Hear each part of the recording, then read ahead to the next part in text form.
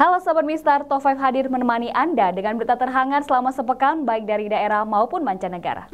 Sebuah sanggar di Pematang Siantar Sihoda mengembalikan uang bantuan yang diberikan Pemko Pematang Siantar. Pasalnya bantuan yang diberikan sangat minim, padahal keberangkatan sanggar Sihoda ke Polandia tersebut dalam rangka memperkenalkan budaya Simalungun.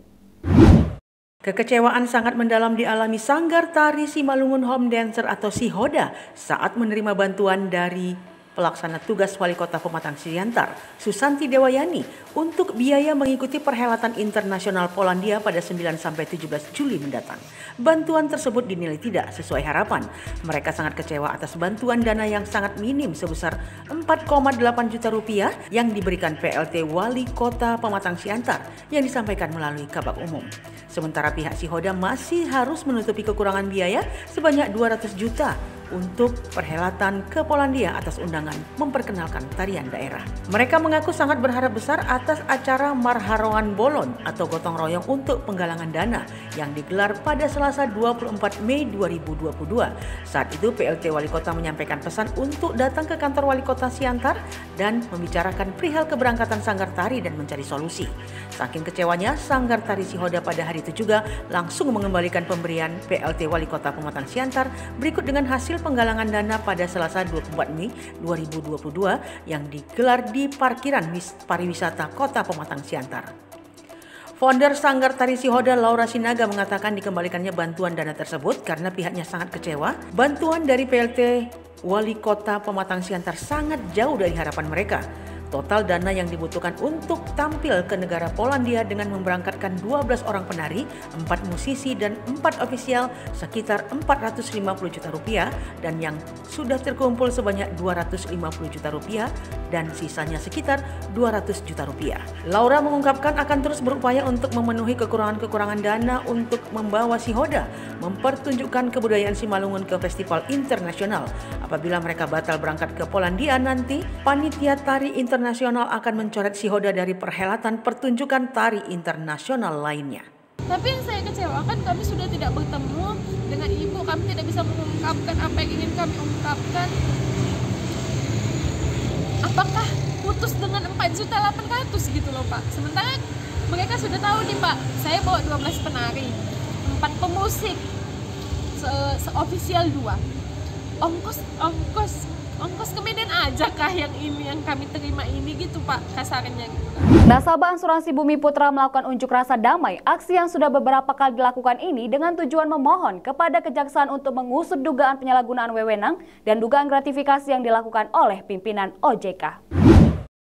Persatuan Korban Bumi Putra 1912 Indonesia atau PKBI melakukan unjuk rasa damai. Aksi damai dilakukan di depan kantor Kejaksaan Tinggi Sumatera Utara pada Rabu 25 Mei 2022. Ketua PKBI Ahmad Suryadi mengatakan pihaknya sudah menyampaikan pengaduan yang telah dilayangkan pada tanggal 27 April lalu. Dalam aspirasinya mereka menyampaikan sejumlah permohonan meminta agar Kejatisum mengusut dugaan penyalahgunaan wewenang dan dugaan gratifikasi yang dilakukan oleh pimpinan OJK berinisial WS, ME dan F yang melaksanakan pengelola tahun 2016-2018 supaya ditindaklanjuti. Mereka juga meminta agar segera membongkar mafia penyalahgunaan dan salah kelola dana AJB Bumi Putra 1912. Selanjutnya mereka juga meminta agar mencabut moratorium penghentian proses klaim penebusan. Permasalahan ini cukup rumit, ini membuat sudah 5 tahun klaim pembayaran asuransi belum juga dibayar. Para pengunjuk rasa berharap Dewan Komisioner yang baru segera menyelesaikan permasalahan asuransi-asuransi di Indonesia, khususnya asuransi AJB Bumi Putra yang dinyatakan gagal bayar sejak tahun 2016. Berita sebelumnya, puluhan massa yang tergabung dalam PKBI melakukan aksi damai di depan kantor Otoritas Jaksa Keuangan atau OJK Regional 5 Sumatera Bagian Utara di Jalan Gatot Subroto nomor 180.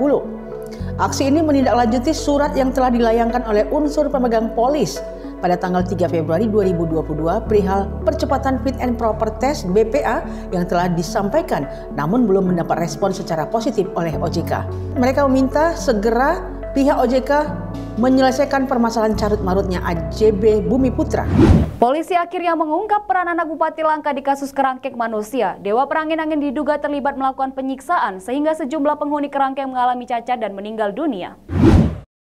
Anak Bupati Langkat nonaktif, Dewa Perangin-Angin yang merupakan salah satu tersangka kasus kerangkeng hadir saat rekonstruksi di Aula Tribrata Polda Sumatera Utara. Terungkap Dewa ikut terlibat menganiaya salah satu korban yang tewas bernama Saryanta Ginting. Penganiayaan itu awalnya terjadi ketika Dewa datang ke kerangkeng lalu menginterogasi Saryanta Ginting. Saat diinterogasi, jawaban Saryanta tidak sesuai dengan pertanyaan Dewa sehingga dia menyuruh Saryanto untuk bergantung di jeruji kerangkeng.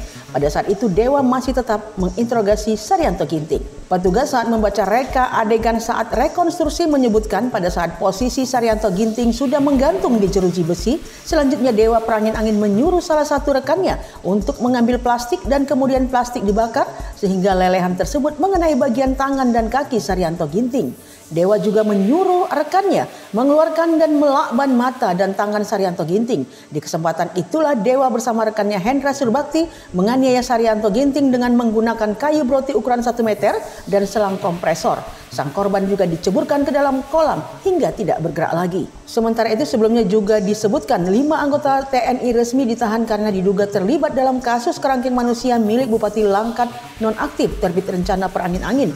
Mereka saat ini ditahan di instalasi tahanan militer Pomdam 1 Bukit Barisan. Sejauh ini Kodam 1 Bukit Barisan telah memeriksa 10 anggotanya yang diduga terlibat dalam kasus kerangkeng manusia berkedok panti rehabilitasi narkoba itu. Meski cacar monyet atau monkeypox belum ditemukan di Indonesia, namun Kemenkes tetap melakukan sejumlah kewaspadaan untuk mencegah terjadinya penularan. Juru bicara Kementerian Kesehatan RI, Dr. Muhammad Syahril SP, mengatakan belum ada laporan kasus cacar monyet atau monkeypox di Indonesia. Meski demikian, Kemenkes tetap melakukan sejumlah kewaspadaan untuk mencegah terjadinya penularan di Indonesia. Kementerian Kesehatan tetap melakukan kewaspadaan dengan memperbarui situasi dan frekuensi question terkait monkeypox. Kemenkes juga menyiapkan surat edaran untuk meningkatkan kewaspadaan di setiap wilayah melalui Dinas Kesehatan, Kantor Kesehatan Pelabuhan, dan Rumah Sakit. Revisi Pedoman Pencegahan dan Pengendalian Cacar Monyet pun dilakukan untuk menyesuaikan situasi dan informasi baru dari WHO, khususnya mengenai surveillance, tata laksana klinis, komunikasi risiko, dan pengelolaan laboratorium. Penularan melalui kontak erat dengan hewan atau manusia yang terinfeksi atau benda yang terkontaminasi virus. Penularan ini disebut dapat melalui darah, air liur, cairan tubuh, lesi kulit, atau cairan pada cacar, kemudian droplet pernapasan. Sedangkan masa inkubasi cacar monyet biasanya 6-16 hari, tetapi dapat mencapai 5-21 hari. Fase awal gejala yang terjadi pada 1-3 hari yaitu demam tinggi, sakit kepala hebat, limfadenopati atau pembengkakan kelenjar getah bening, nyeri punggung, nyeri otot, dan lemas. Pada fase erupsi atau fase paling infeksius terjadinya ruam atau lesi pada kulit biasanya dimulai dari wajah kemudian menyebar ke bagian tubuh lainnya. Secara bertahap mulai dari bintik merah seperti cacar makulopapula, lepuh berisi cairan bening, lepuh berisi nanah, kemudian mengeras atau kerompeng lalu rontok. WHO menetapkan cacar monyet saat ini menjadi penyakit yang memerlukan perhatian masyarakat global karena sebagian besar kasus dilaporkan dari pasien yang tidak memiliki riwayat perjalanan ke negara-negara endemis. Seorang pemuda 18 tahun menembak mati sebanyak 18 anak-anak dan 3 orang dewasa di Texas, Amerika Serikat. Penembakan itu terjadi di Robb Elementary School di kota Uvalde, Texas. Ramos, sang penembak, juga ikut tewas dalam insiden ini. Salvador Ramos, pemuda berusia 18 tahun, mengukir sejarah kelam yang mengerikan dengan melancarkan tembakan di sekolah dasar Robb Elementary School di kota Uvalde, South Texas, yang mengakibatkan belasan siswa meninggal dunia, guru dan beberapa orang lainnya terluka parah. Dalam kejadian tersebut, si tersangka penembak juga tewas. Dalam peristiwa tersebut, 2 polisi terkena tembakan namun tidak mengalami luka berat. Dan menurut pihak berwenang, tersangka si penembak melakukan aksinya seorang diri. Belum ada keterangan terperinci soal penembakan itu yang terjadi pada siang hari. Peristiwa ini turut menjadi perhatian serius Presiden Amerika Serikat Joe Biden. Ia sedih dan marah atas penembakan mematikan di sebuah sekolah dasar di Texas tersebut yang menewaskan 18 anak-anak dan 3 orang dewasa lainnya. Biden pun menyerukan pembatasan senjata api terbaru di negaranya. Insiden itu merupakan yang terbaru dalam serangkaian penembakan massal di sekolah-sekolah Amerika Serikat yang mengejutkan dunia. Insiden Texas juga memicu perdebatan sengit antara kalangan pendukung pengendalian ketat senjata dan mereka yang menentang undang-undang apapun yang tidak mendukung hak orang Amerika untuk memiliki senjata. Penembakan tersebut merupakan salah satu yang paling banyak menelan korban jiwa di sekolah di Amerika Serikat. Sebelum itu ada penembakan massal yang terjadi di sekolah dasar Sandy Hook di Connecticut pada Desember 2012. Dalam tragedi itu seorang pria membunuh 26 orang termasuk 20 anak berusia 5-10 tahun. Pada 2018 penembakan juga terjadi di sekolah menengah atas Marjory Stoneman di Parkland, Florida hingga menewaskan 17 murid dan guru. Demikian Top 5 News, tetap jaga kesehatan. Saya Vanessa Marpaung, sampai jumpa.